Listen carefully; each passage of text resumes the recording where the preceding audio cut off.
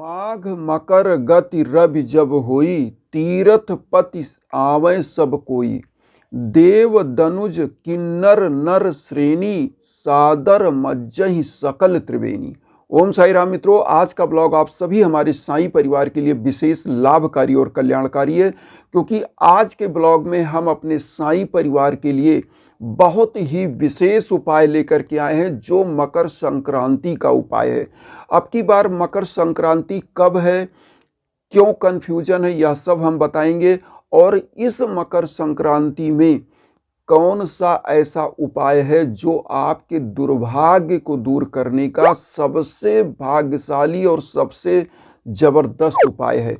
क्योंकि यह जो मकर संक्रांति है, पूरे साल जितना आप पूर्ण कर्म करते हो, एक दिन उपाय करने से आपके समस्त पूर्ण कर्म केवल 1 घंटे के अंदर आपको प्राप्त होते हैं। और ऐसी मान्यता होती है कि आपके जो भाग्य में अंधकार चल रहा है, वह भाग्य प्रकाश में बदल जाता है। क्योंकि यह मकर संक्रांति जो ग्रहों के राजा सूर्य हैं, सूर्य देव के लिए मनाया जाता है।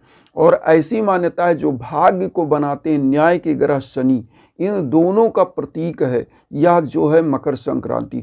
तो अब की बार मकर संक्रांति में जो कन्फ्यूजन चल रहा है कि 14 को है या 15 को, अब की बार मकर संक्रांति वह मनेगा 15 तारीख को। क्यों मनेगा? क्योंकि 14 तारीख को 8:21 रात्रि से, जो हम आपके स्क्रीन पर आपको दे रहे हैं, आप पढ़ सकते हैं, 14 तारीख को 8:21 से गोचर करेंगे सूर्य भगवान मकर राशि में। और मकर राशि में तो उदया तिथि में हमारा कोई भी त्यौहार मनाया जाता है, इसलिए उदया तिथि 15 जनवरी को पड़ रही है। तो अब की बार खिचड़ी आप मनाएंगे 15 जनवरी को, और 15 जनवरी को खिचड़ी मनाना है। अब आते हैं शुभ मुहूर्त। दान पूर्ण का जो शुभ मुहूर्त है वह सुबह 6:57 से 7:48 तक लगभग रहेगा। मतलब लगभग मान के चलिए 1.5 से 2 घंटे का आपको समय मिलेगा पूर्ण काल का। और इसमें जो भी यह उपाय करता है, और दोपहर में भी समय है, ऐसा नहीं पूरा दिन, इस दिन क्योंकि शुभ मुहूर्त इतना बढ़िया मिल रहा है आपको, इसमें आपको मिल रहा है अमृत काल, इसमें आपको जो है सर्वार्थ सिद्धि का योग, बहुत सारे योग मिल रहे हैं। और इस शुभ मुहूर्त में जिनके घर में दुर्भाग्य चल रहा है, जिनके घर में धन की कमी आ रही है, जिनके घर में पिता पुत्र में आपसी लड़ाई चलती है, प्रतिद्वंद्विता चलती है, आपस में पटता नहीं है, उनके घरों के लिए यह उपाय रामबाण है। जिनके घर में संतान की प्राप्ति में बाधा है, जिनके घर में किसी भी प्रकार की बाधाएं चली, कार्य में सफलता नहीं चल रहा है, इस दिन एक दिन मात्र उपाय करने से आपके दुर्भाग्य समाप्त हो जाते हैं। तो क्या करना है? सबसे पहले तो आपको करना क्या है, जैसे देखिए कहा गया है ना कि माघ मकर गति रवि जब होई, तीरथ पति आवे सब कोई। देव दनुज किन्नर नर श्रेणी, सादर मज्जहि सकल त्रिवेणी। मतलब जब माघ महीने में जो सूर्य भगवान है, मकर राशि, मकर किसकी होती है राशि? शनि भगवान की। मतलब सूर्य भगवान और जो शनि भगवान है, दोनों में आपसी शत्रुता है। सूर्य कौन है? शनि के पिता हैं, और दोनों में आपसी शत्रुता है। क्योंकि एक बार सूर्य भगवान ने शनि भगवान की माता पर कलंक लगाया कि मैं तो गोरा चिट्टा हूँ, उजला हूँ, मेरा रंग ऐसा है, और तुम्हारा पुत्र काला कैसे हो गया। उनके चरित्र पर कलंक लगाया। तो शनि भगवान क्रोधित हो गए, और इसी क्रोध के कारण पिता पुत्र में आपसी दुश्मनी हो गई। तो इसी दिन जो है सूर्य भगवान मकर राशि में, मतलब शनि भगवान के घर में प्रवेश करते हैं, खुद अपने पुत्र से मिलने जाते हैं। तो ऐसी मान्यता है कि धरती पर सकारात्मक ऊर्जा बनती है। जब पिता पुत्र का ऐसा मिलन का संयोग बनता है तो सकारात्मक ऊर्जा बनती है। और इस दिन करना क्या चाहिए?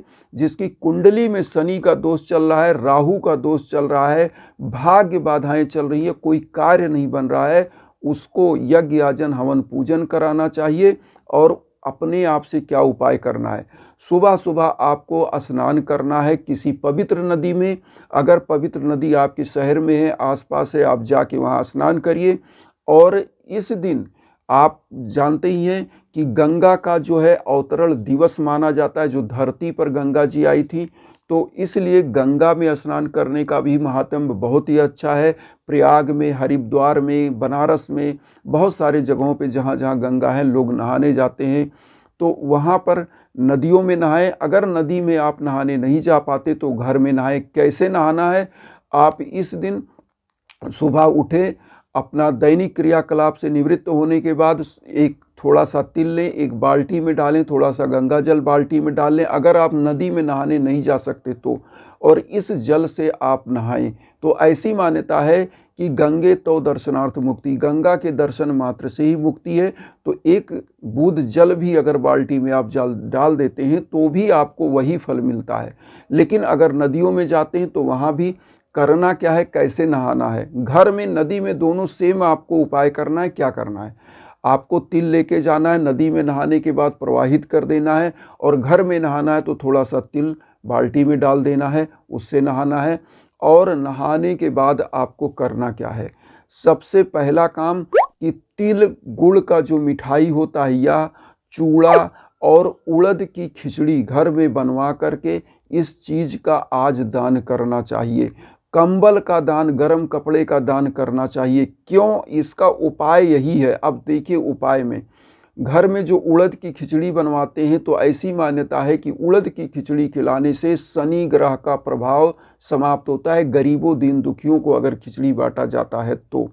और काले तिल का दान करना चाहिए। इस समय में चूड़े का आहार, चूड़ा जो होता है, आप चूड़ा खा सकते हैं दही डाल के, तो चूड़ा खाना चाहिए। और इससे भी और आपका शनि ग्रह जो है उसका प्रभाव कम होता है, कुंडली में शनि उन्नत होता है, और इसी चीज़ का दान करना चाहिए। अब कंबल का दान, अगर आपका सामर्थ्य है तो कंबल, गर्म कपड़े दान करिए। इससे आपका राहु ग्रह जो कुंडली में होता है खराब, वह उन्नत होता है और आपको अचानक से पद प्रतिष्ठा धन संपत्ति प्रदान करता है। और शनि ग्रह न्याय का ग्रह माना जाता है। चूँकि मकर राशि में सूर्य भगवान प्रवेश करते हैं तो पिता पुत्र की जब युति बनती है तो इस दिन जो उपाय किया जाता है तो सूर्य का दिन होता है, क्योंकि सूर्य की वजह से ही यह प्रभाव मनाया जाता है। और इसी समय से खरमास समाप्त होता है, क्योंकि देवताओं के लिए दिन हो जाता है और जो दैत्य होते हैं उनके लिए रात्रि हो जाता है। तो खरमास समाप्त होता है तो शादी ब्याह का संस्कार इसी समय से, मुंडन का संस्कार शुरू हो जाता है, क्योंकि शुभ मांगलिक कार्य का यह त्यौहार शुरू हो जाता है। और बहुत जगहों पे, अलग अलग राज्यों में कहीं पोंगल बोला जाता है, कहीं इसको जो है उत्तरायण बोला जाता है, कहीं खिचड़ी, कहीं मकर संक्रांति, अलग अलग नामों से एक ही त्यौहार को बोला जाता है। अब इस दिन जो उपाय होता है, इस उपाय को करने से आपके जीवन की समस्त बाधाएं दूर होती है। तो आपको करना क्या है, आपको मैं फिर से बता दूं। आप क्या करिए, किसी पवित्र नदी में स्नान करिए या घर में तिल का दान करना है, खिचड़ी का दान करना है, कंबल, कपड़े, जो गर्म कपड़े, इसका दान करना है। इतना करने के बाद आप अपने घर में पूजा करिए। और गुरु का पूजा नितांत आवश्यक है, क्योंकि ऐसी मान्यता है कि गुरु राशि से सूर्य भगवान जो है वह मकर राशि में प्रवेश करते हैं। तो गुरु की पूजा करने से आपकी समस्त धन धान्य की वृद्धि होती है। और आप सब जानते हैं कि गुरु को भगवान से भी बड़ा माना जाता है, क्योंकि लिखा है गुरुर ब्रह्मा गुरुर विष्णु गुरुर्देव महेश्वरा गुरु साक्षात परब्रह्म तस्मै श्री गुरुवे नमः। तो गुरु की पूजा करिए, साईं बाबा की पूजा कर लीजिएगा। और गरीबों को खिचड़ी बांटेंगे तो साईं बाबा भी प्रसन्न होंगे, क्योंकि यह खिचड़ी का त्यौहार है और साईं बाबा को खिचड़ी अति प्रिय था। साईं बाबा खुद खिचड़ी बांटते थे, इसीलिए बांटते थे। आज आप समझ लीजिए कि साईं बाबा जानते थे समस्त ग्रहों, उसमें जो अन्न मिलाए जाते हैं, उड़द, चावल, दाल और अलग अलग चीज़ें, वह अलग अलग ग्रहों के प्रतिनिधित्व करते हैं। तो यह क्या है, आपके ज्योतिषीय आधार पर भी यह बहुत ही सरल और सुगम उपाय है जो आपके दुर्भाग्य को दूर करता है। तो इन्हीं भावनाओं के साथ आप लोगों से कहेंगे, कोई भी हवन यज्ञाजन अगर आपको कोई भी जीवन में कष्ट चल रहा है, करना है तो इंस्टाग्राम पर संपर्क करें, कहीं भटकने की ज़रूरत नहीं है। आप सभी लोगों से एक चीज़ और कहेंगे कि वसुधैव कुटुंबकम की जो भावना हम लेकर चल रहे हैं उसमें आप सभी लोग हमारे चैनल को सब्सक्राइब करके आशीर्वाद दीजिए और उन साईं परिवार तक वीडियो को ज़रूर शेयर करिए जो किन्हीं कारणों से कष्ट में, दुख में। इसी भावना के साथ ओम साईं राम।